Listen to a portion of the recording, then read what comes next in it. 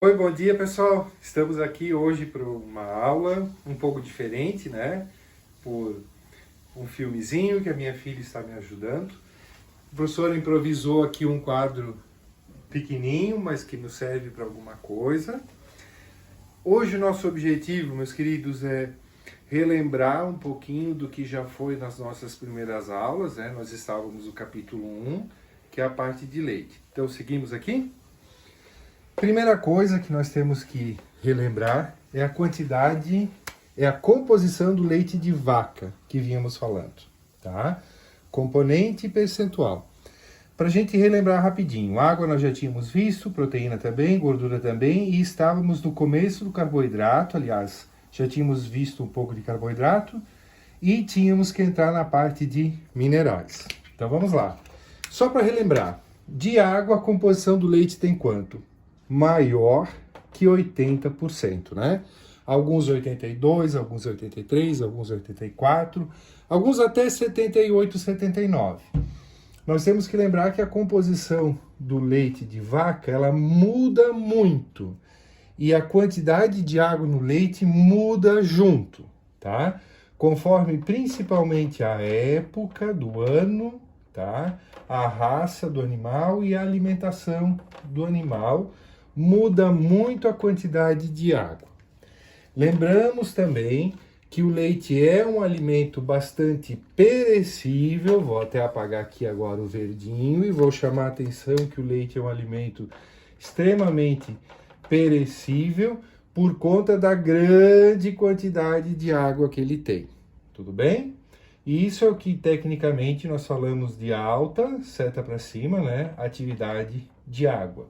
Quanto maior a atividade de água, maior é a velocidade de decomposição do leite, de alteração do leite. Lembrados então a questão de água, vamos para a proteína.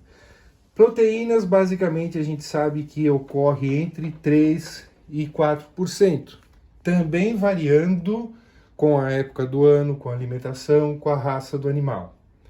Das proteínas, só para a gente lembrar, a parte importante, o leite não tem só uma proteína, não. O leite tem 3, tá?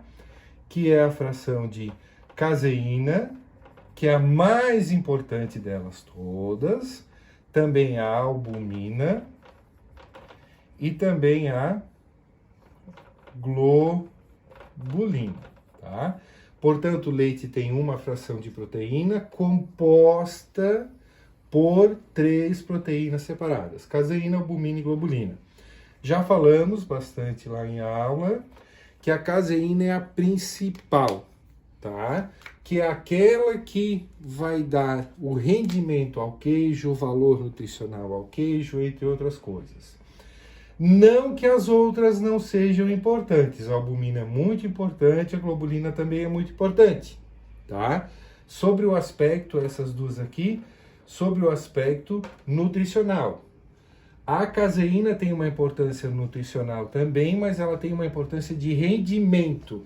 É ela que faz, por exemplo, o queijo render mais ou render menos. Tranquilo? Lembramos um pouquinho de proteínas, então seguimos para o nosso próximo tópico aqui da tabela, que são as gorduras. Gorduras também em torno de 3,5% a 4,5%. Claro que existem animais e existem épocas do ano também que o teor de proteína ele é maior. Aqui temos que lembrar que a proteína tem muita importância no seguinte, que eu já falava lá em sala de aula.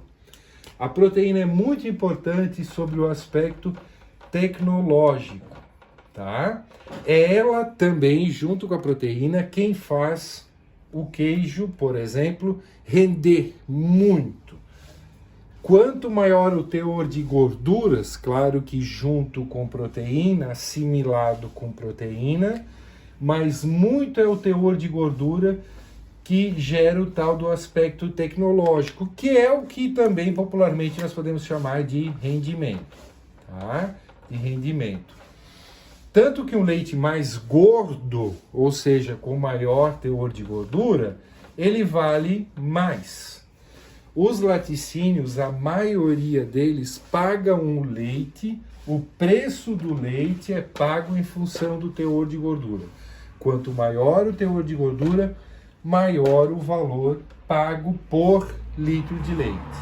Tudo bem? Depois da gordura, vamos ver um pouco do carboidrato. Eu lembro que na sala de aula eu chamei muita atenção de vocês que carboidrato, embora às vezes na tabela apareça carboidratos no plural, mas só existe um carboidrato no leite, tá? No leite, leite de vaca, leite in natura, só existe a lactose. Tudo bem? Por volta de quanto? Normalmente aparece mais ou menos 4%, em torno disso. A lactose, que se fala tanto hoje em dia, ela é, na verdade, um disacarídeo. Ela é composta, um disacarídeo, na verdade, ele é composto por 2 unidades de monossacarídeos. No caso que estamos falando aqui, da lactose, os monômeros, os monossacarídeos que a compõem, na verdade, é a glicose mais uma molécula de galactose, tá? Quando eu junto uma moléculazinha de glicose com mais uma de galactose, eu formo uma lactose, que é o único carboidrato do leite, que é, na verdade, o açúcar do leite, tá? O açúcar do leite, no caso a lactose, pergunto para vocês, será, e respondo, né? Não tem como eu perguntar e esperar a resposta agora. Mas eu pergunto, hipoteticamente, ele é bom ou ele é ruim? Ele é os dois. Ele pode ser bom e ele pode ser ruim também, tá? Ele é bom por quê? Na verdade, ele é bom porque é ele o responsável pelos processos fermentativos. Ou seja, o iogurte só é o iogurte, só existe iogurte porque existe um processo de fermentação, tá? E o processo de fermentação primordialmente depende da lactose. Praticamente não tem como eu ter fermentação se eu não tenho lactose. Porque essa lactose, na verdade, é o que nós chamamos de alimento do micro-organismo. Ou, tecnicamente, esse alimento do micro-organismo, eu chamo ele de substrato. Ou seja, para que os micro-organismos consigam fermentar o leite e produzir iogurte, eu preciso de um substrato. E esse substrato é o alimento do micro-organismo. E no caso do leite, no caso do iogurte, esse alimento é a lactose. Então, sobre esse aspecto, a lactose é boa, tá? Claro que tem a parte ruim. Vamos ver aqui agora. Tem a parte ruim. Para aquelas pessoas que têm as chamadas intolerâncias ou alergia, logicamente a lactose não é algo bom, ela é algo ruim, tá?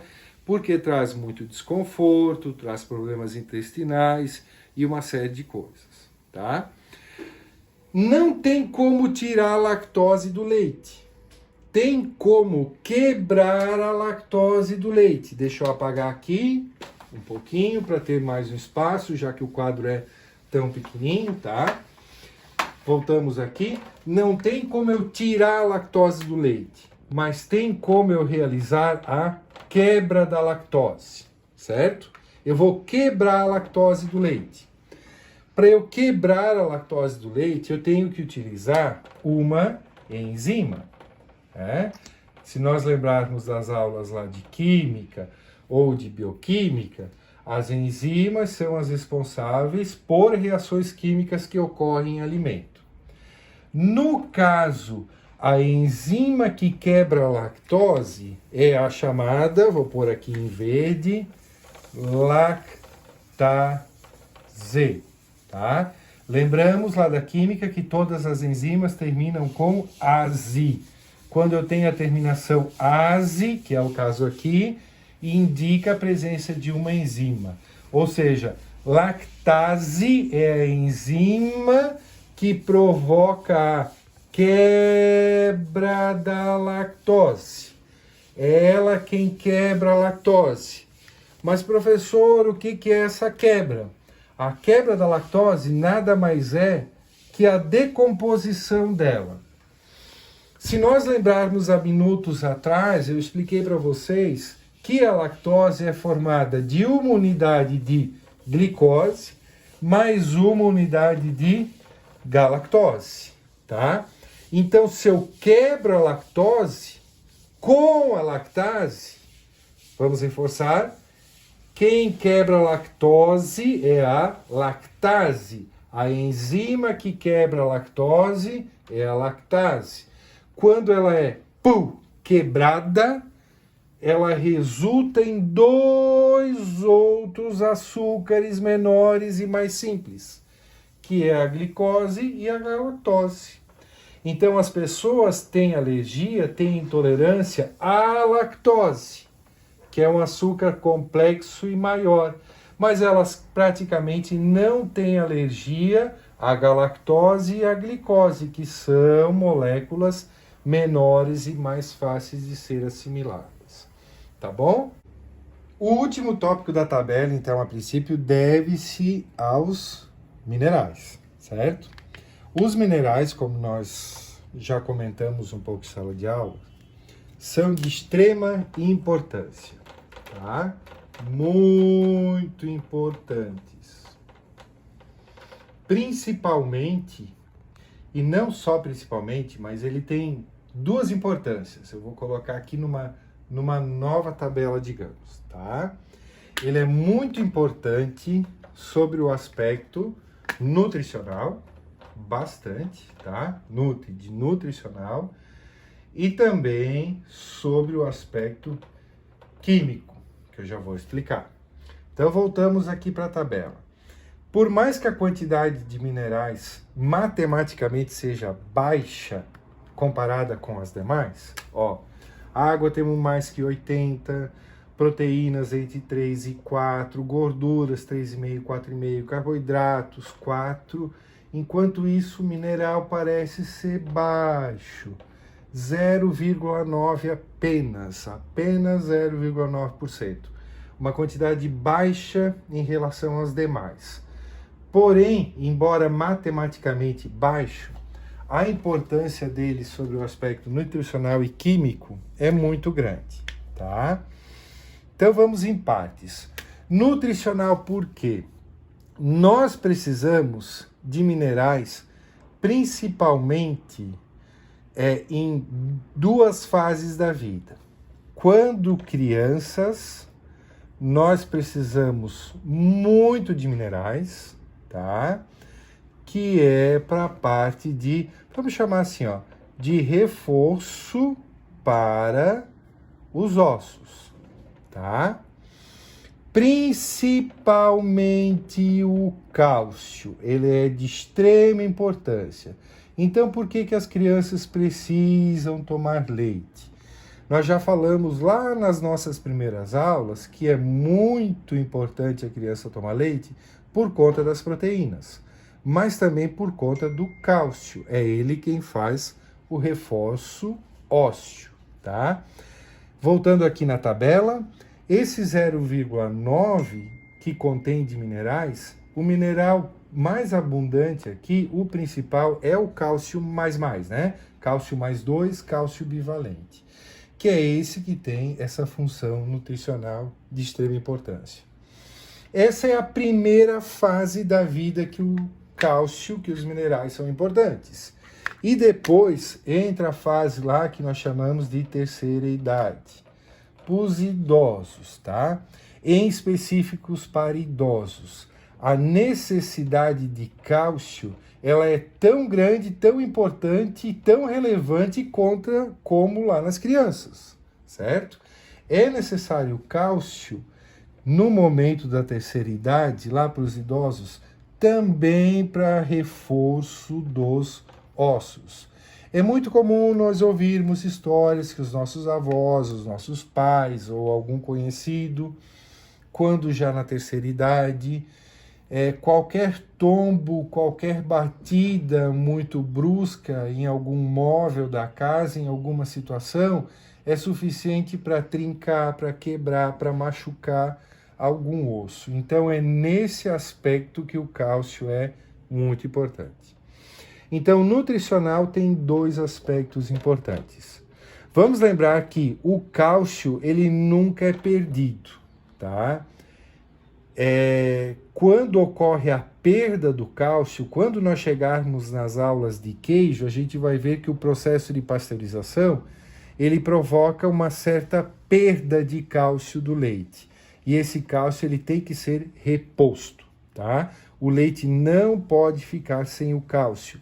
O leite não pode ficar sem a fase mineral, tá? Portanto, quando ele é perdido, ele tem que ser reposto. Claro que essa reposição se faz usando o CaCl2, que é o cloreto de cálcio. Mais adiante a gente vai estudar sobre ele, tá? Por que nunca se pode perder o cálcio? Pela importância nutricional que ele tem e também pela importância química dele.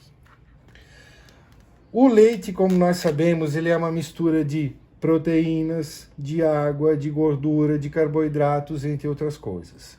E quem estabiliza, vou pôr bem grandinho aqui, ó, quem faz a estabilização de todos esses componentes, ou seja, quem mantém a proteína estável, quem mantém as gorduras estáveis, quem mantém os carboidratos estáveis, é o cálcio, tá?